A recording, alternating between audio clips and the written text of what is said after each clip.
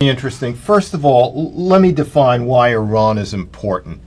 Iran has frontage not just on the Persian Gulf, but on the Caspian Sea.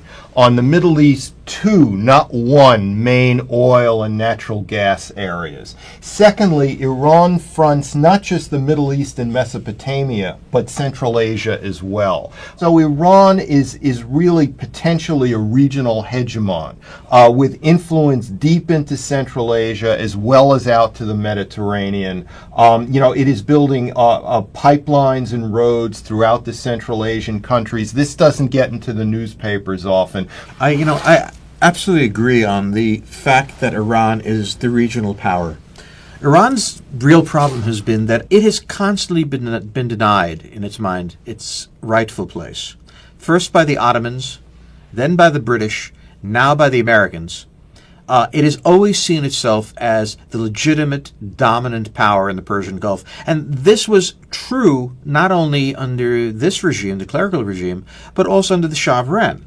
He also felt exactly the same way. Let me just add a footnote to what George says. Not only do they dominate the Caspian, but they have almost 1,400 miles of seaboard on the Persian Gulf.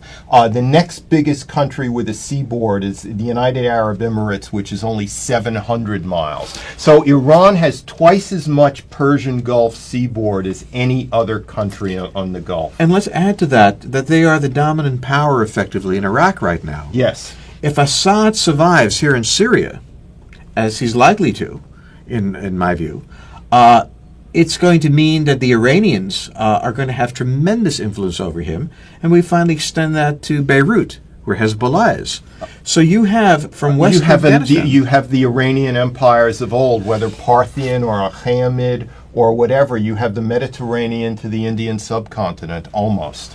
So what we have now is this window of opportunity opened with the American withdrawal that they're going to try to take their place.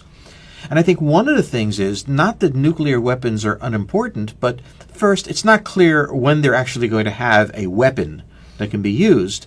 And secondly, even if the Israelis manage to take out their nuclear reactors, their conventional capability, their geographical position, the position not only in the Persian Gulf, but in the Caspian, as Bob pointed out, that makes it a serious problem. And the thing to remember is destroying their nuclear weapons really doesn't solve the problem. That's what's really serious about this. The thing that's really serious about Iran is not the nuclear weapon. We can understand why Israel is obsessed about it, because Israel is really, in a way, the only country threatened by it.